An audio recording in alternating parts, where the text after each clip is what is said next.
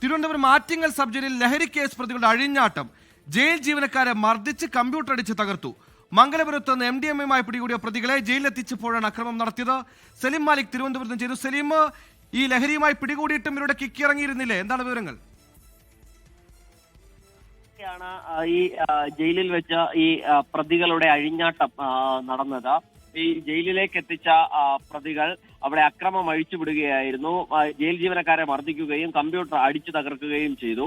മംഗലപുരത്ത് നിന്ന് MDMA പിടികൂടിയ പ്രതികളെയാണ് ജയിലിലെത്തിച്ചപ്പോൾ ഈ വിധം അക്രമം നടന്നത്. ആറ്റിങ്ങൽ സബ് ജയിലിൽ വെച്ചായിരുന്നു ഈ അക്രമം നടത്തിയത്. കുപ്രസിദ്ധ ഗുണ്ട സഹോദരങ്ങളടക്കമുള്ള 4 പേരായിരുന്നു അക്രമത്തിന് പിന്നിൽ.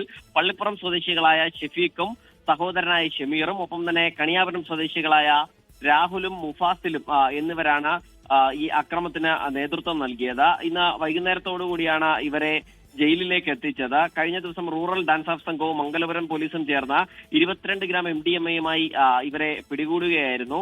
ഈ ഡാൻസ് ഓഫ് സംഘത്തിന് ലഭിച്ച രഹസ്യവിവരത്തിന്റെ അടിസ്ഥാനത്തിലായിരുന്നു ഓട്ടോയിൽ കടക്കാൻ ശ്രമിക്കുന്നതിനിടെ ഇവരെ ഓട്ടോ തടഞ്ഞ പിടികൂടിയത്. നേരത്തെയും ഈ സഹോദരങ്ങളായ ഷഫീഖും ഷമീറും നിരവധി കേസുകളിൽ പ്രതികളാണ്. അവർ കൊടും ക്രിമിനലുകളാണ്.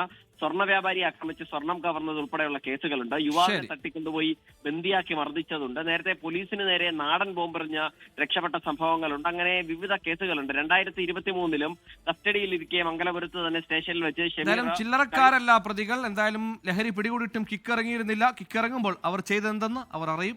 ലോകത്തെവിടെയായാലും ഏത് സമയത്തും 24 വാർത്തകളും ഓഗ്മെന്റഡ് റിയാലിറ്റി പാക്കേജുകളും എക്സ്പ്ലെയിനറുകളും വിശദമായി കാണാൻ ഞങ്ങളുടെ YouTube ചാനൽ നിങ്ങൾക്ക് സബ്സ്ക്രൈബ് ചെയ്യാം.